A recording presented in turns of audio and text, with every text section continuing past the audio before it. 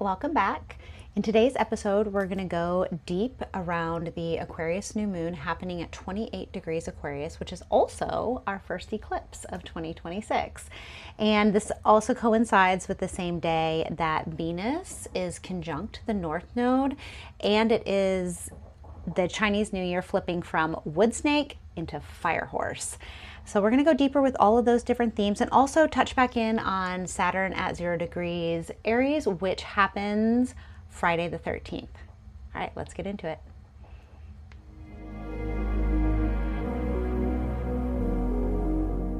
Welcome to Astrotherapy with Danielle Knapp. I am a certified astrologer and also a therapist. And in this space, we like to take the patterns, themes, energy, dynamics that are happening with the stars and the planets, bring it down to earth and bring it into the personal realm with how we can work with this to improve our lives and in order to live and move more authentically with our hearts wide open in this world. So I'm so glad you're here. Don't forget to like, subscribe, or share this video. And we've got a lot to get into today, so I'm not going to waste any time. Let's just hop straight into it. Aquarius New Moon at 28 degrees Aquarius. This is happening on February 17th at around 6 a.m. Central Time, so adjust for your time zone. 28 degrees is really standing out, this number 28. We have had the last several new moons at that 28 degree mark. So we had this in Capricorn 28 degrees, we had this in Scorpio 28 degrees, and I need to look to double check, but I believe, did we have it before Scorpio? I can't remember, but for sure the last two new moons have been at 28 degrees. And so there's a lot happening on this day. There's something building. We have a really intense week where we have all these things happening on the 17th. And then that is 3-4 days before we build into the grand conjunction between Saturn and Neptune at 0 degrees Aries. So some of the first things to think about with this new moon, anytime we have a new moon, it's like a merging of the past and the future. If the moon represents our past and our internal landscape and our emotions and that kind of swirly, veiled, non-linear, ungrounded aspect of self, and then the sun represents what we're looking out into the world, how we're shining in the world. So that which is illuminated, kind of how our personality expresses, how we are in service to others, and also our future. We're looking at where we're going. So anytime we have a new moon, there's a merging of the past and the future in this way, the conscious and the subconscious. There's this perfect alignment between, the internal landscape and the external, what is visible, what is unseen, what's in the dark and what's in the light. And there's something really striking about this new moon too that kind of makes it unique. Aquarius in general is kind of a little emotionally dry. Can we say that? Is that a good way to describe that? There's not a lot of, it's like a light touch of emotion with air moons in general. They're much more cerebral, really appreciate being in the mental space. The energy moves kind of out from the mind, and there's a lot more let's think about it, talk about it, connect with it. With other people, socialize about it. And Aquarius specifically has a connection with this like group hive mind kind of idea. There's a built-in contradiction into Aquarius, which I love. It's like, I am unique and different, but I also want to associate with the group and be part of the group. My favorite thing to say about Aquarius planets is they're like, the talk to the hand. I had a astrology teacher once say for the air signs, it's like Gemini is holding hands, Libra is shaking hands, and Aquarius says talk to the hand. Because it's kind of this idea of like this, they're social, and they want to be social and connected. And also it's like, humans, individuals, I have to deal with them. So there's kind of that interesting energy, that push-pull energy within the Aquarius script. And there's also, it's the innovator, right? It's the genius. Its modern ruler is Uranus, who is now direct in Taurus. So moving forward, there's some action beginning to happen. So when we think about Aquarius and, we think about this, like the epiphanies and thinking outside the box, and there's a new moon, we're starting a new lunation. And there's a repeating theme that's coming up this month around new, being born again, the birth portal of 0 degrees Aries, where Saturn is and is going to join in exact conjunction with Neptune on the 21st. That seems to repeat. And then on this new moon day, we also have Venus, our heart space, conjunct the North Node. Now, anytime we have an eclipse, there's a tension on the North Node. The only way we have eclipses is when the lunation is happening within 17 degrees of the nodes, one of the nodes. So we have a new moon. This is a solar eclipse. And so you can look at your birth chart. If your sun or your moon is within 17 degrees of one of the nodes, you were born during eclipse season, which is said to be possibly past lives of kings and queens. I don't know how much validity there is to that, but it's an interesting thing to know because it's an intense energy. It opens up a portal, or what I like to say is a wormhole, where we have our first eclipse and then we have a series of eclipses, is that how you say it clearly, over a couple weeks. This happens every fall and every spring. And so there's this, it's almost like a shortcut or a cheat code on a video game. Like you can move through some stuff really, really quickly, especially concerning the nodes. So let's bring our attention to the nodes and talk about the nodes, especially Venus being conjunct there. There is extra attention on the nodes. Okay, so as a reminder, the nodal axes that we are working with right now is the Pisces Virgo axes. Nodes are always 180 degrees apart from each other.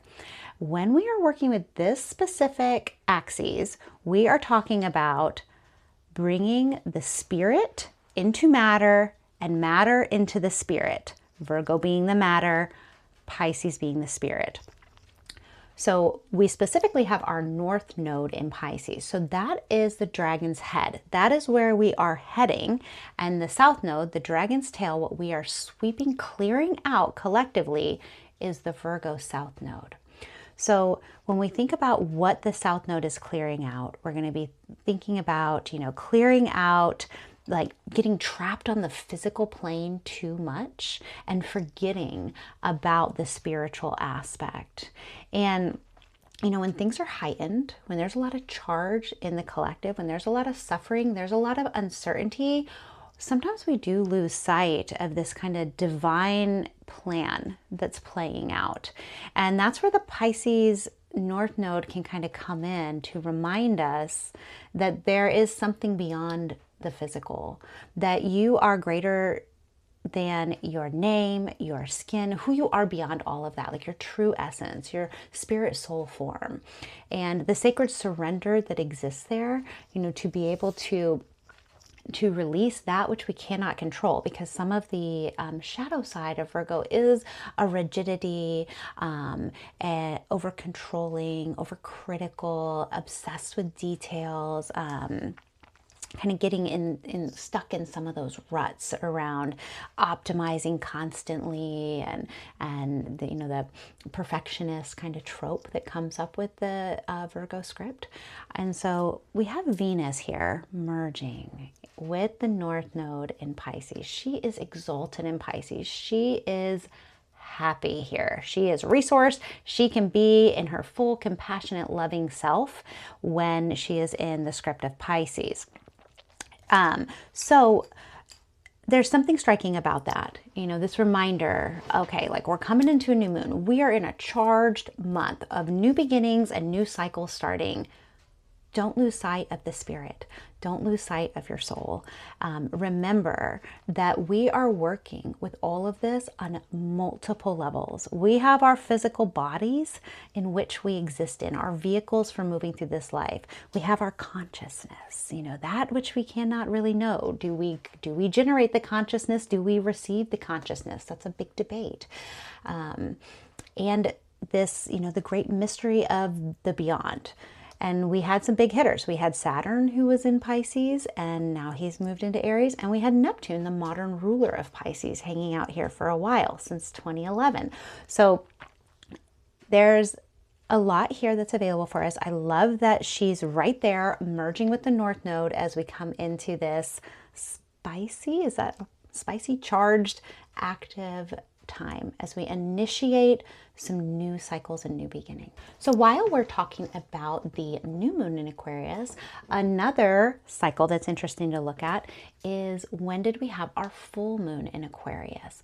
And this is important because this is part of the bigger kind of theme that we're working with this specific lunation cycle. So the last full moon in Aquarius was on August 9th, 2025, the Sturgeon moon.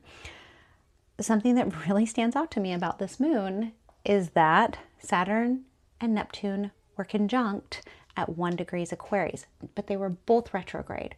So it was a different motion for the energy. The energy was more internal.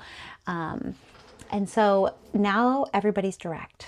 And once again, they are both at the 0 degree mark. They're not an exact conjunction because they move pretty slow. So there's a building. While Saturn gets to the 0 degree Aries point, he will take a week to actually come into exact conjunction with Neptune and the blending of those energies. And we talked a little bit about this in the last video where I go into the discussion, but you know, Saturn in Aries is not his happiest. Aries likes to move really fast. It's very impulsive. It's kind of like act first, think later, whereas Saturn is much more mature and also is very, very discerning about timing. You know, Saturn is Chronos in the mythology, and so divine timing, trusting divine timing, delays coming up, you know, and so there's this kind of building energy of Saturn as he kind of orients into this script, not his favorite place to be. So it's just notable mentions, but there's a lot happening. And so let's continue. Let's go. Along the theme of new beginnings, I looked up the Sabian symbol for 28 degrees Aquarius. So the 28 to 29 degrees Aquarius, the Sabian symbol right on theme is a butterfly emerging from the chrysalis. Emergence. We're talking about being born again. We're talking about 0 degrees Aries this month, which is the birth portal of the zodiacal wheel. There are new cycles beginning. We're going on a new trajectory, whether you like it or not. You can go willingly or go kicking and screaming, but we are headed somewhere different, but we don't know where that is yet. But there is a birthing process that's happening on Earth right now. This also coincides with this idea of the wood snake to the fire horse. So wood snake, earth element, belly on the earth. I mean, there's shedding, there's heartbreak, there's loss, there's slowing down, there's, you know, the kind of movement with the belly on the earth versus the imagery of a horse. Horsepower, you know, the horse running full open, full speed, and the element is fire, fast, chaotic, destructive if not contained, and if we are not vigilant. The last time we had a fire horse year was in, let me see, I wrote it down, 1966 was the last year that we had the fire horse. And, you know, there's this high-speed progress available, you know, and again, there's overlap. We're talking about Aries, cardinal fire, where Saturn and Neptune are conjunct. And I had a previous video where I went a lot deeper into the grand conjunction, so definitely check that out if you want to go deeper with what that exactly means. But cardinal fire, initiating, getting things started, it is active. Your progress, your trajectory, like what did you sample last year when we first got a taste of this, and then it maybe faded away, or you got more clarity of like, I want to do that, or I don't want to do that.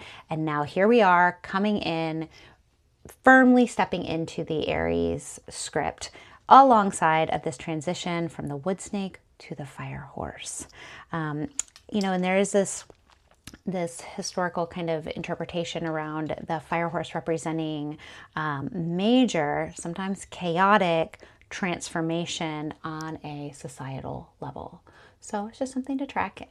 Who knows how this will play out exactly, but there's going to be action, there's going to be activity, there's going to be charge. That's for sure. How that plays out, time will tell. You know, we have never been at this specific place in the collective consciousness and the zeitgeist, and that's going to influence how this energy actually manifests in our 3D real life. One notable mention to toss in there is this: the North Node and Venus are conjunct at 8 degrees Pisces.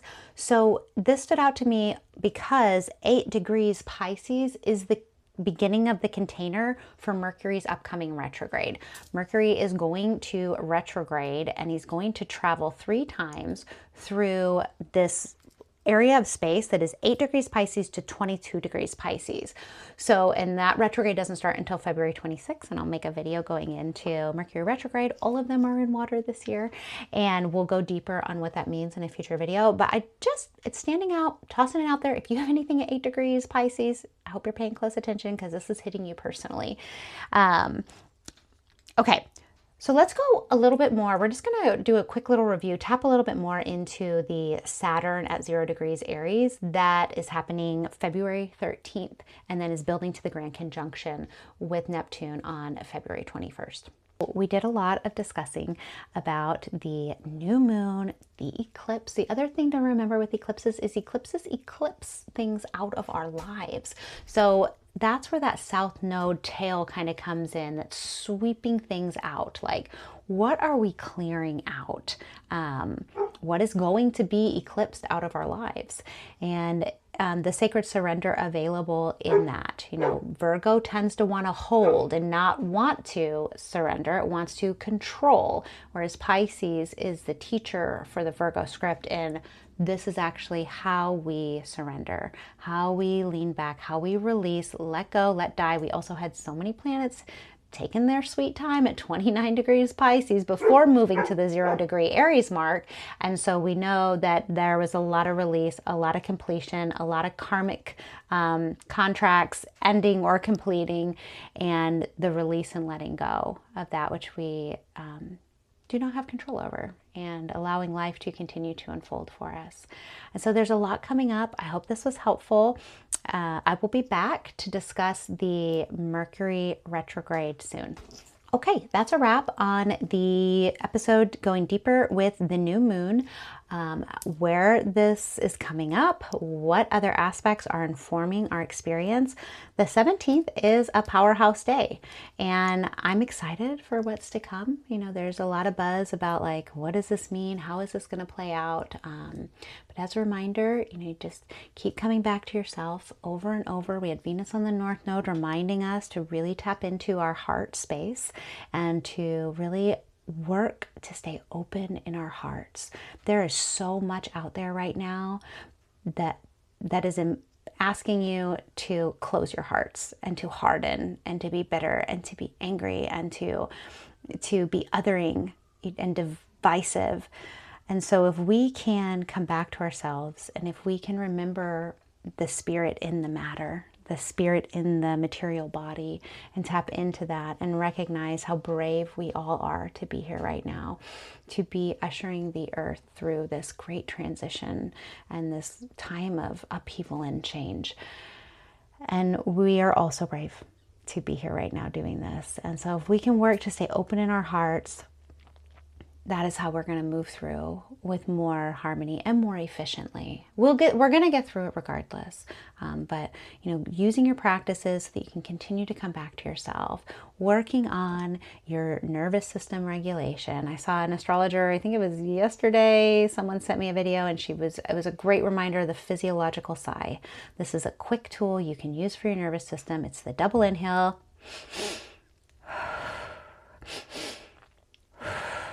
A double inhale and then out the mouth. And this helps you to downregulate in your nervous system if you start to get spun up. So I'll leave you with that. Thank you so much for spending your time with me. I'm always honored to grace your screen in whatever way that this comes through. And of course, as always, if you would like to have a birth chart reading, you can book directly at danielleknapp.com. And if you are interested in working together therapeutically, I sometimes have space. And so reach out to me so we can get in touch if you're in the state of Texas. And that is going to be on my therapy website, www.startwithintherapy.com. Okay, wishing you many blessings, and until next time.